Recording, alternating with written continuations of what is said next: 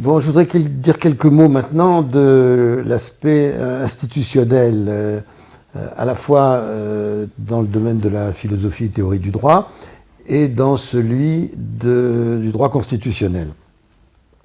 Et il y a d'ailleurs des liens très forts, à mon avis, entre les deux, pour plusieurs liens d'ailleurs, plusieurs liens. Et en même temps, d'ailleurs, des liens avec l'histoire constitutionnelle. Bon, mais ça, j'en ai déjà parlé.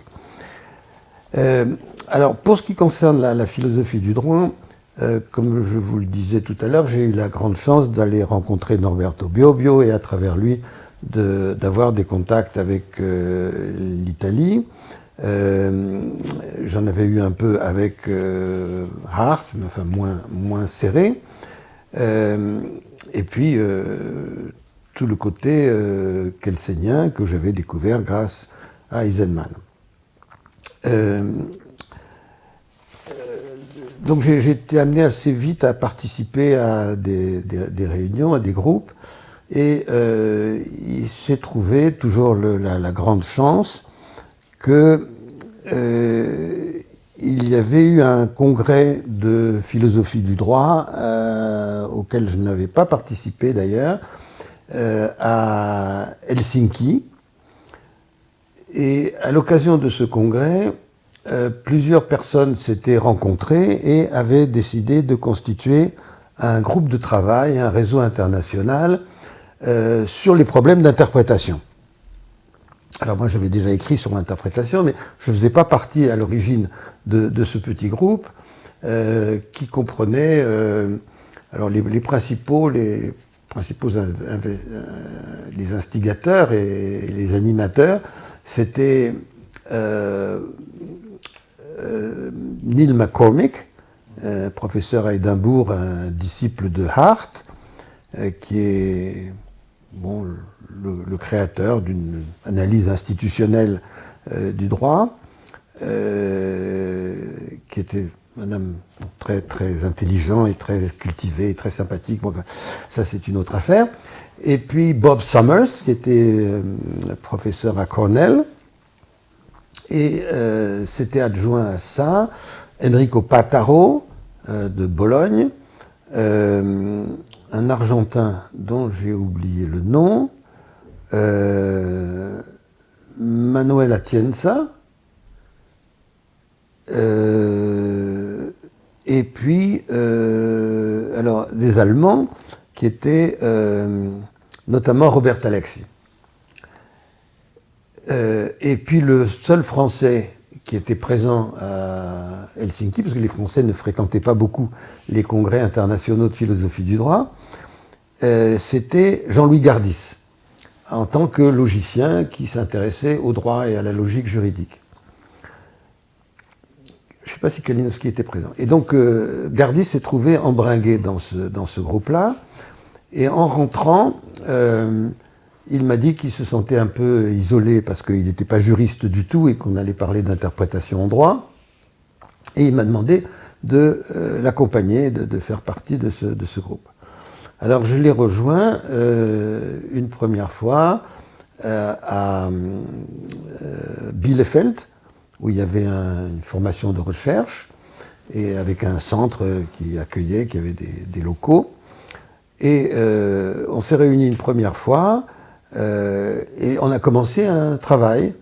Et le travail était, à mon avis, très original, parce qu'il s'agissait non pas de faire de la théorie de l'interprétation de façon abstraite, mais de la faire de niveau méta. C'est-à-dire de rechercher de quelle façon, en réalité, en fait, notamment les juges interprètent les lois. Pas n'importe quoi, les lois. Et donc ça, c'était le thème qui était original, parce qu'on ne faisait pas ça jusqu'à présent. C'était toujours des points de vue normatifs. Comment faut-il interpréter ? Mais là, comment, en fait, les juges interprètent-ils ? Quels sont les arguments qui sont utilisés, etc. Et la méthode de travail consistait, pour chacun, sur la base d'un questionnaire qu'on élaborait ensemble, à aller interroger les pratiques de son pays. Donc moi pour la France, Pataro pour l'Italie, etc. Ah oui, il y a aussi Giovanni Tarel, pas Tarufo, Michele Tarufo, processualiste. Très bon aussi. Et donc, on travaillait sur la base de ce questionnaire, et puis on revenait à la session suivante, et ça avait lieu tous les ans, en critiquant le questionnaire. Donc, on reformulait les questions, et puis on est reparti avec ça.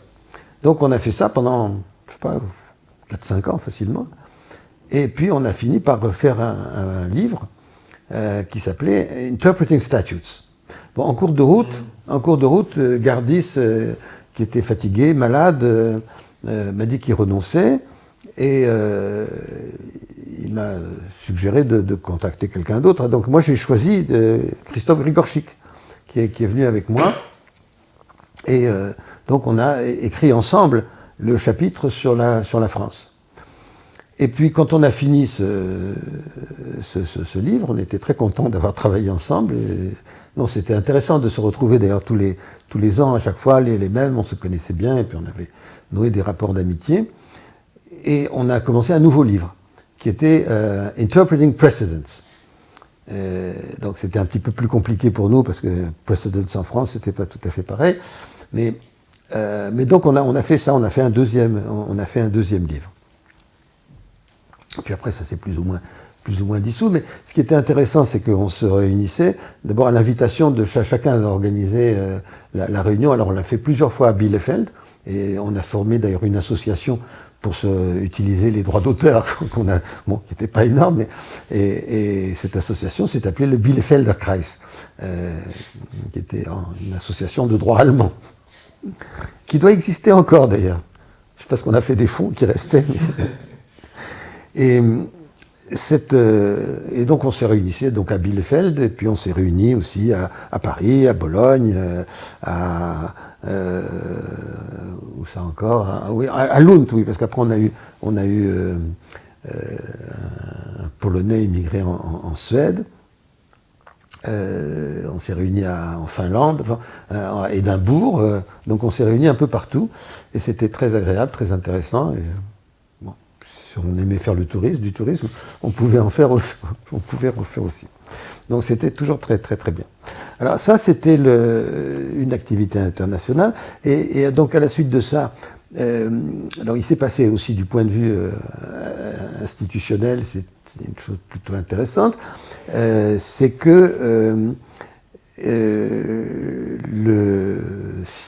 au conseil d'administration, conseil exécutif, ça s'appelle, conseil exécutif de l'Association internationale de philosophie du droit, IVR, il y avait toujours un siège pour la France, et le français était d'ailleurs l'une des 3 langues officielles de l'IVR, le français, l'anglais et l'allemand.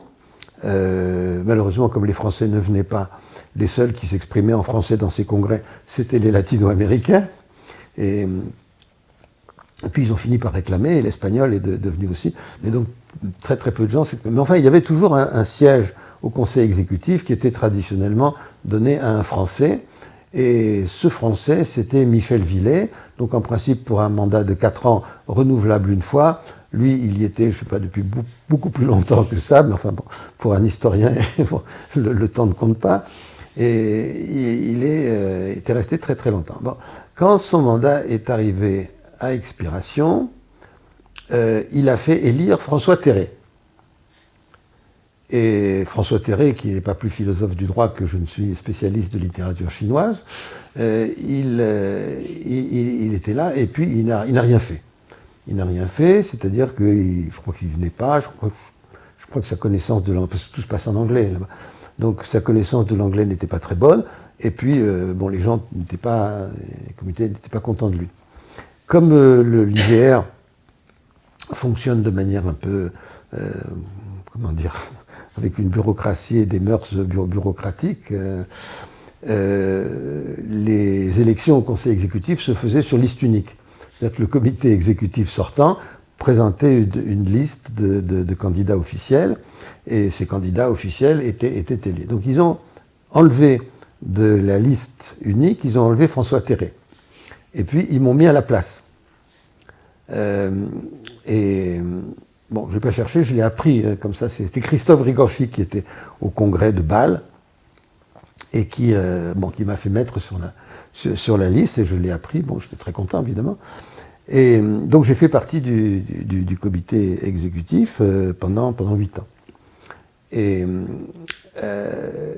puis en même temps, il y avait un problème à l'Association française de philosophie du droit, qui était la seule association qui s'occupait de ces questions-là, et qui était très liée, naturellement. Villet était le fondateur, il y avait les archives de philosophie du droit, il y avait un DEAS de philosophie du droit à la faculté de droit de Paris, enfin l'université de Paris 2. Il y avait tout ça en même temps, et tout ça, c'était Villet. Quand il a pris sa retraite, il a tout donné à François Terré, donc la présidence de l'association. Et puis on ne faisait rien dans cette association, qui était vraiment, il n'y avait pas de colloque, il n'y avait rien, il y avait les archives, mais les archives c'était très ronronnant, très poussiéreux, et il ne se passait pas grand-chose. Donc nous étions quelques-uns à dire qu'il faut faire une autre association.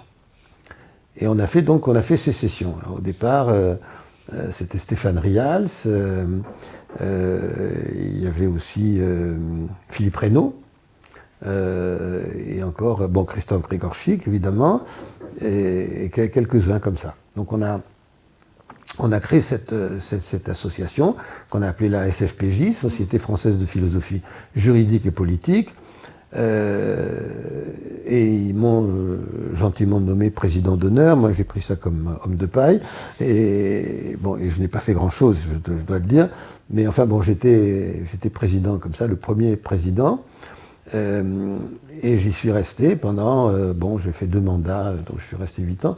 Et après ça, c'était Yann Thomas. Alors, on n'a pas eu beaucoup de chance avec les théoriciens qui ont été présidents de ce truc-là, parce que aucun de nous n'était très bon organisateur, ni très, très, très dynamique. On écrivait un peu, mais enfin, on n'avait pas de revue, on n'avait pas de moyens, donc on faisait pas grand-chose. Chacun dans son coin travaillait. Mais on ne travaillait pas beaucoup collectivement, et c'est tombé un peu en sommeil. Mais donc les présidents ont été successivement. Il y a eu Yann Thomas, il y a eu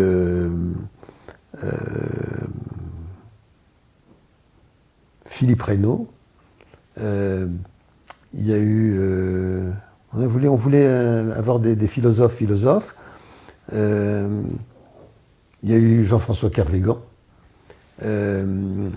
Et il y a eu, alors le dernier, c'était un juriste philosophe du droit, c'est-à-dire Olivier Jouan-Jean. Mais aucun de ceux-là n'était un bon gestionnaire. Vraiment aucun. Et donc on n'a pas fait grand-chose. Maintenant c'est tombé en sommeil, mais maintenant ça a été repris. Et maintenant ça marche très bien. Et c'est très très dynamique. Alors c'est Véronique Champagne-Desplat qui est présidente, mais enfin il y en a d'autres. Il y a Mathieu Carpentier qui est très actif comme secrétaire général. Ça marche très bien. Donc il y a des congrès. Il y en a eu déjà 2 congrès nationaux. Bon, c'est très bien. Voilà pour les activités du point de vue académique. En même temps, du point de vue institutionnel, dans ces matières de philosophie et théorie du droit. Et oui, je dois dire quand même que des cours de philosophie du droit, il s'en est créé un peu partout en France. Pas dans toutes les universités, mais il y en a eu partout. Il y a eu des gens qui n'étaient pas philosophes du droit professionnels, mais enfin qui avaient une très bonne culture et qui en ont fait. Par exemple, à Paris 1, Charles Leben, mais enfin il y en a eu d'autres.